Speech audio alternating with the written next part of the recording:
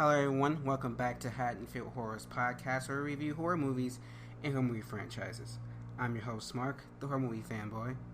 And I'm Kennedy, the horror movie noob. And today we're watching Hush, released on Netflix in 2016. Before we get into that, Kennedy, can you give them a plot summary?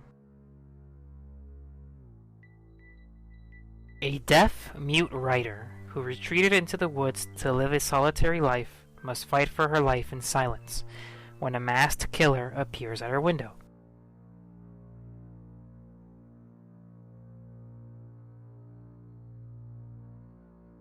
When you first put on this movie, what did you think on initial watch? I remember the first time I saw this movie. I'm pretty sure this was the first time you ever saw it too. We actually watched it together at my house a few years ago. No, but I really enjoy this movie. It's not a movie that like you're gonna watch like 20 times.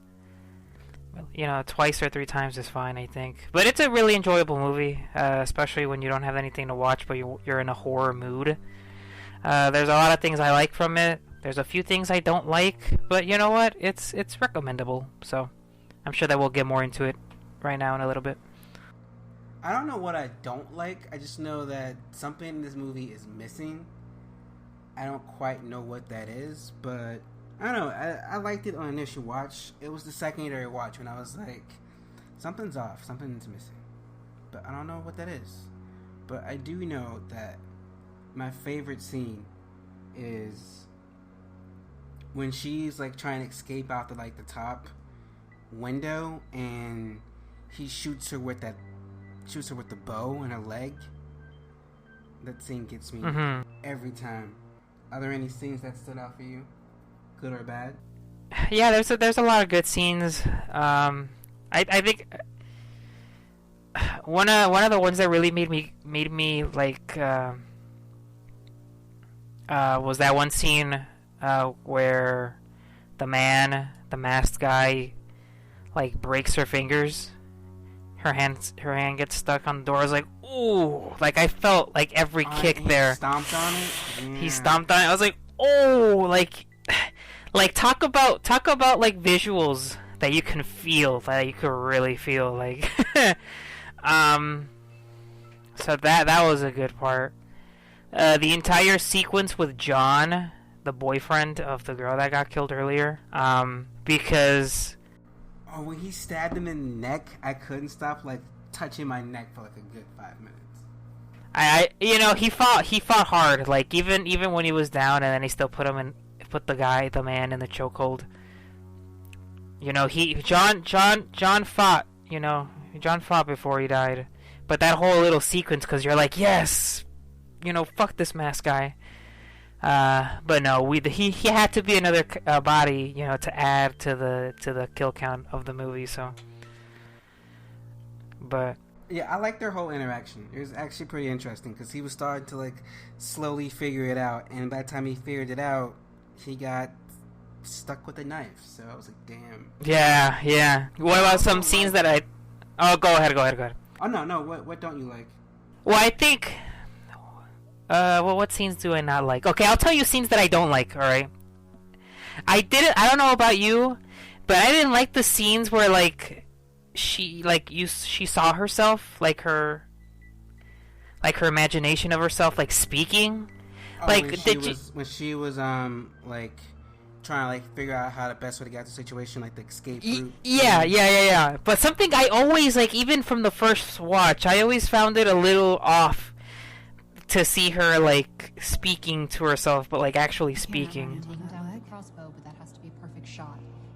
I guess it makes sense. I mean, like, deaf people, like, you wonder like how in what language do they think? But I guess they imagine themselves speaking, right? I don't know. It's such a weird thing, but I just didn't like that creative decision. I don't know. Maybe that's just me. Probably, to be honest. I feel like it would have played better if she wasn't speaking. If it was just like her thinking about it, not saying it, and then we'd see her reaction, her like emotional reaction, like, oh crap, if I do this, I'm gonna die. Like, I would have rather seen it emotionally than her like narrate it. But yeah, I didn't like that creative decision either. But I did love the sound design. How when she would do something and we wouldn't hear it because she's our POV. But then when it switched to him, we heard how loud the alarm was. I thought that was amazing. I think the bathroom scene. Oh yeah, I love the bathroom scene when she like whipped around, and all because he was like cocky and like laughed on her by accident, and she whips around and sticks someone. Like, Jesus Christ, I was like, damn. Yeah, it was very satisfying to finally see that guy, that bastard, suffer. I think they nailed the portrayal of that guy just being like a scumbag weasel ass guy, and you just want to see him like get killed. So that was a very satisfying moment. Well, let's talk about him. Let's start with him. What did you think of? Well, he's just credited as the man. What do you think about him? What are your thoughts? Yeah, so this is where I like it, but I don't like it at the same time. I think I didn't like that he revealed his identity too soon, because I feel like it. Oh, I like that part. I like that part because the first thing she said was, "I haven't seen your face, so I can't. You don't have to worry about me trying to like pick you out of a lineup or anything, because I don't know what you look like." And so by him taking off his mask and showing her his face, he was basically saying like, "I'm not worried about you getting out here alive to go tell anybody." So it was, for me, it was like, damn. Like it makes sense for the plot, because she was like, she wrote on the window like, "Hey, I haven't seen your face, so like I can't identify you. Like, please don't kill me." And that's why he took off his mask. But I don't know. I didn't like it because it kind of lowered the creepiness a little bit. Because it's like, because you're giving a face to the killer now. You're kind of removing some of that suspenseful element. And also, second part, I really like that actor from the Newsroom, and I know that he was in Cloverfield Lane movie. Yeah, he was in a Belko Experiment, which I loved him in. I don't know if it's because of those other media that I've seen in him, but I just didn't really buy into him being like this sicko killer guy. Cause like I said earlier, like it kind of just makes him look like a little weasel, like him getting overpowered by John, and the only reason why he beat him was because he had already stuck the knife in his neck. Like I couldn't take him that seriously. When he laughed after he stuck him in the neck, I was like, you're like an annoying little kid now. I'm not afraid. Yeah, like a little kid, like just like a edgelord, that thinks he's being cool. Like I don't know, like I didn't.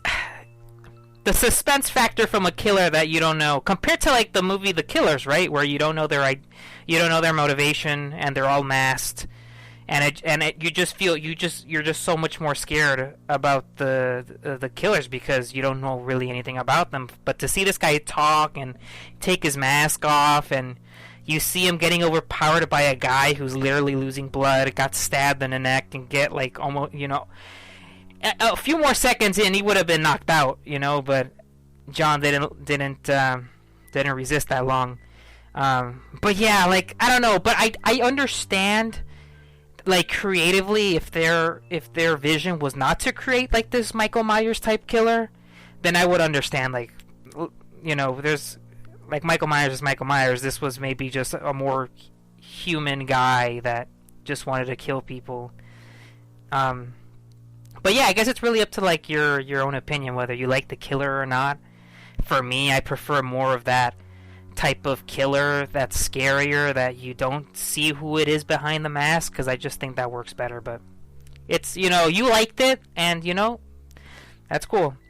I didn't mind him as the killer, but there were scenes that, like I said earlier, like when he stuck John and then he like laughed afterwards. That laugh was like, Mm-hmm. And the whole kitchen scene when she was like kicking his ass, I was like, even when he was kind of overpowering her, it still wasn't. Yeah, when the mask came off, I lost it, because me seeing the actor, I was like, you're just coming off as an annoying little prankster. Yeah. Coming off as some menacing killer, and it's kind of lost for me. Even though we don't like it, and we haven't seen, I don't know about you, but I haven't seen any of like the behind the scenes or like the making of. But I'm kind of leaning towards the direction that was probably their intention, to have like this killer. I do think that he's a lot more realistic, like making stupid mistakes.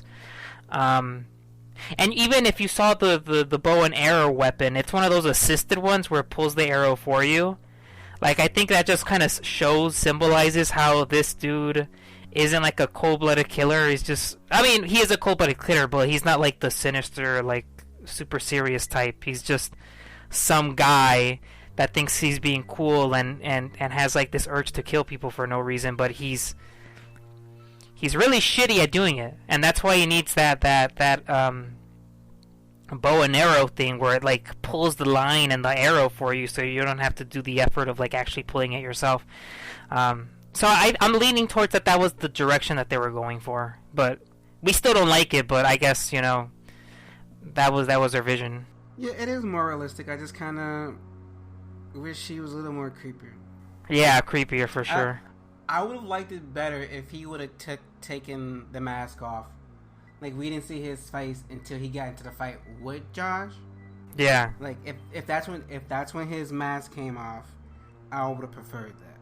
Because when you first see him with the mask, and he's running behind Sarah. Yeah, when you first see him with the mask and he's running behind Sarah, and he kills her, that fucking scary. I mean, he's kind of scary in the other scenes, but not really. So I don't know.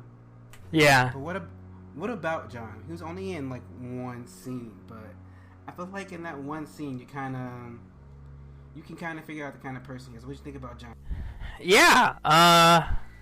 You know, in that little bit amount of screen time that they showed him, I thought he was cool. I mean, I certainly don't hate the guy or anything like that.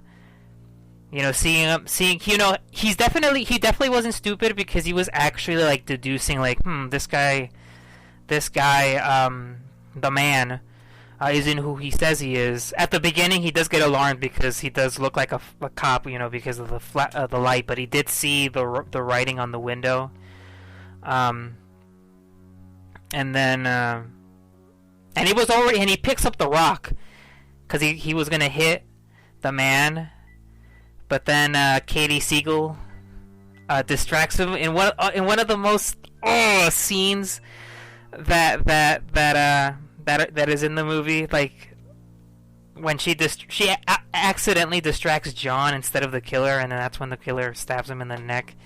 But yeah, I thought he died an honorable death, and he definitely wasn't like this stupid himbo. Like, he was actually deducing that, like, oh, this guy isn't who he says he is, and I'm gonna attack him, because he was looking for Sarah, and so that's why he arrived at the remote house. So, you know, I didn't expect, because she like mentioned his name when she was talking to Maddie earlier in the movie. I didn't think we were actually ever going to see him, and when he popped up and he was like kicking that guy's ass, like he stabbed him in his neck and like blood was gushing, but he was able to kick the man's ass. Yeah. I was like, damn. It kind of made me like, oh damn, he's winning. He's gonna whoop his ass. He's gonna save her. And then he died. I was like, but he tried. Yeah, he tried. What about Sarah? I feel like Sarah? I feel like we saw more of Sarah, but we don't know her as well as we think we have. Because I feel like from that short little scene, I feel like I have John figured out. Sarah was just like there. She did some sign language. She brought her friend something, and then she was gone. And then the next time we see her, she's being... I like that. I like how it's just... We just see Maddie, and then all of a sudden, boom, we see Sarah running. Don't know what she's running from, and then boom, the man's behind her, killing her. What you think about Sarah?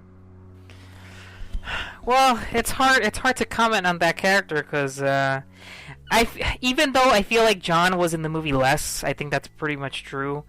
But like his scene felt more impactful. His death scene and his little fight with the man. Whereas Sarah, like you said, all she does is like do some sign language, and then the next scene she's coming running, banging on Maddie's window. I didn't hate her either. I kind of always say that for every character. It's just like, yeah, well, I didn't like. But like you said, she was doing some sign language. She was trying to communicate with Maddie, which I thought is admirable. I think if you have a deaf friend, you should definitely try to learn some sign language. But yeah, there's not really much more I can comment about a character that had like 2 minutes of screen time. Yeah, and I was like, she had more scenes than John, but John had a bigger impact on Maddie, or like in the moment. Like, John's scenes were more important. I mean, because all Sarah did was like introduce Maddie and all of us to Maddie, and then she introduced us to the killer. That's kind of interesting. We meet the killer and his main victim through Maddie, if you think about it. Yeah. So that's all she really does. She's the introductory character to the killer. Yeah, and the main protagonist. Great actress though. I've seen her in a few other things, so that was good. Yeah. What about Maddie, our deaf mute? Besides that one scene. Final girl. What you think about her? Yeah, I thought she was a badass final girl. Fighting back against the killer. She got an arrow on her hip, and her hand smushed, and she still fought back. But I thought that she was likable. I think a lot of people that are like artists or like write books, I think they could relate to her struggles of having like writer's block, or even like someone like me when I'm trying to write an essay for class, and like you just don't know how to continue to the next paragraph, and you have like 20 paragraphs more to like 10 pages more to go. But she was definitely likable, and badass. What did you think about the deaf concept? Because there are moments where the movie does go mute, and I saw from a video that their original idea for the movie was that the whole movie was going to be silent, to kind of mimic that perspective of being deaf. I think that would have been pretty cool, to be honest. I actually like that concept. I mean, because the one thing you do when you're in a face of danger, and only thing you can do is try to hide and hope and pray that the person who's trying to harm you can't find you. The main thing you do is you listen out. Like, okay, did I get far away enough? I don't hear his footsteps? If I hear the creak on the stairs, I know that he's close. I gotta get further away. And you don't have that ability to try to hear the danger, which is usually what you do first when you're trying to hide from someone. That was interesting concept. I actually would have preferred it if it was all if all her scenes were silent, but any scenes where we were from someone else's perspective had sound. I've been okay with it. Kind of how they did with Quiet Place. Oh, Quiet Place. Yeah, but they didn't, and I really don't like that scenario scene when she was like, "Can I do this? Can I do that? Can I go over that way?" I didn't like that. That took something away. Yeah, I definitely felt, from the first time I saw it, there's nothing wrong with it at all. It's just she's supposed to be deaf, and she's over here hearing herself talk. Would you even remember how? I thought deaf people. Well, some of them actually, I don't know if they can. Well, actually, I don't know. I don't want to say anything wrong on the podcast. Yeah, me neither. Yeah, we'll just say that we disagreed with the creative decision, but that doesn't inherently make it a bad decision. Yeah, but I just that scene doesn't ruin the movie. It just takes you out of the moment. when it happens the first time and she's running and he pops up and hits her with the rock, like if we just like saw that and then it flipped back to her and it just like showed her crying, like with the realization that like whatever she do she could die, it would have been perfect. There's no need for the little like voiceover out of body experience talking to yourself scene, which was just like, I don't know, I kind of find that disrespectful. I mean, the main actress, her husband is the director, and they came up with the idea for this movie like while at home. They just came up with the idea and they were like workshop it and everything. So I don't know. I just feel it probably would have served better if there was an actual like deaf actress.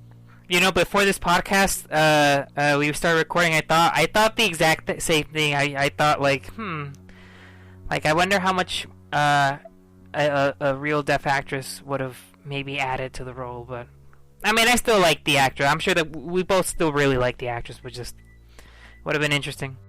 Yeah, I just feel like something like the movie was, for me, her performance was good, and she sold the fear.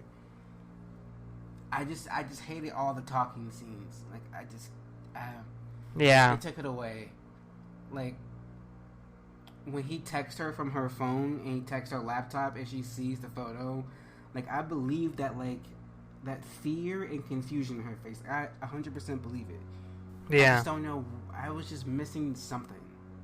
I don't quite know what that is, but still a good movie though. Still brilliant. Like it was just certain creative choices that takes away a little bit. That took us away from the movie a little bit, yeah. But what did you think about the setting? Like she's in the middle of nowhere. I mean, it works perfectly, right? Because from the perspective of the killer, no one's gonna hear anything. People, no one's around to hear you scream or anything like that. It just made the atmosphere a lot creepier, knowing that you're alone. First of all, like, why would you do such a thing? But I like the setting overall. The house, it felt like the killer knew the layout almost a lot more than the actual girl did. Cause like wherever she went, like he somehow knew where she was. But yeah, that was kind of weird. But I think going back, like something that I want from this movie because it was good, but actually, what I want to know is more about the man. Like, I don't want a sequel because the man will be dead and just be about her PTSD. What I would like is like some little prologue or like prequel where you kind of like see like who the fuck this guy was, if he had like other victims, like any just like a little like mention. Like I just want to know if like, because he seemed like he had killed people before. Like these 3 people weren't his first victims. I kind of want to like No, I think it was implied because if you saw when she gets the bow and arrow thing weapon and she like looks at it, there's like some tally marks on it, so I think we could safely assume that he did kill some people. Yeah, I actually kind of like your idea of getting to kind of seeing a little bit more of his backstory. I think that would add so much to this movie actually. You like who were those people? Was it like does he have like a specific hunting ground? Was he like in specific location? Does he just so happen to get lucky? Like, what was his first like kill? Yeah. So I don't know. I need to see more, but yeah, I don't want them to give us more because whenever they try to like do a prequel or do a sequel, it's never the same, and I'm like, man, I'm sorry, I wished for this. Damn. I regret everything I said. So let's get some behind the scenes. This movie had a budget of $1 million. Don't know how much money it made because this movie is a Netflix original, which was produced by Blumhouse. Blumhouse, the new horror movie, of course, giant, with Halloween and do they have Insidious or The Conjuring? They have one of those, and it's Blumhouse is everywhere with the horror nowadays. The Conjuring is Warner Bros. James Wan, Yeah, right? Conjuring is Warner Bros. You are correct. I'm thinking about The Invisible Man, which we Just saw. reviewed before this. Yeah, so they Yeah. have Blumhouse. Oh, they have Paranormal Activity. They have Insidious, not The Conjuring. They have The Purge and Split, Happy Death Day, like Us. So they have all the current big horror movie franchises, and it's easy to get Insidious and The Conjuring mixed up because they pretty much have some of the same actors and it's directed by the same person. So don't get mad at me. Don't get mad at me, horror fans. This movie was directed by Mike Flanagan. Mike Flanagan also. What else did he direct? What did he? It's a movie that. Doctor Sleep. Yep, he directed Doctor Sleep, and he directed another Netflix original horror movie, Gerard's Game. So he has a nice history. Oh, he also directed Before Our Wake, which I love that movie. He came up with this idea when he was at home with his wife, Kate Siegel, who plays Maddie in the movie, and they kind of just like worked out together. They workshopped it and came up with all these ideas. And it's pretty fucking good. Like, it's a good movie. And yeah. But what did the critics think? Rotten Tomatoes. With Rotten Tomatoes, the film holds an approval rating of 93% based off 40 reviews. And it gives it a 7.6 out of 10, which isn't bad. The Guardian said that Hush offers an ingenious suspense and awarded it 4 out of 5 stars. Fangoria, the famed horror movie magazine, or horror magazine, gave the film a 3.5 out of 4 stars, calling it a good old-fashioned, truly scary horror movie. There you have it, folks. But what about us, Kennedy? What do you give Hush out of 5 stars? This is hard. I'm torn between like a 3.5 or a 4. Probably I'll go with the 3.5. It's definitely a good movie. Not a movie that you'll probably see too much. Obviously, throughout this episode, we've kind of talked about some of the creative disagreements that we have. But I certainly don't hate myself for watching it. And I think most people watching it for the first time will really enjoy it. It has a interesting concept of this cat and mouse game between a killer and a deaf person. So it's a good movie. So I would definitely recommend people checking it out. And it'd be one of those movies where I probably mention to someone like, hey, do you want to watch Hush? Whenever we're like in a horror movie and we don't have anything to watch. I think I agree with you. I also give it a 3 out of 5. It's a good movie. It's just a couple of concepts just doesn't sit well with me, so I can't give it a full 5 out of 5. The acting was good, the direction was good. I love the sound design. It's just that those one scenes just feel so out of place that it just knocks off 2 points for me. But yeah, there you have it, folks. Our review for Hush. But join us next week as we review Rosemary Baby. It's a classic. It tackles heavy themes such as gaslighting and abuse and Satanism. That's not how you say that at all. I said that completely wrong. I'll be able to say it correctly on our next episode for Rosemary's Baby. Thank you all.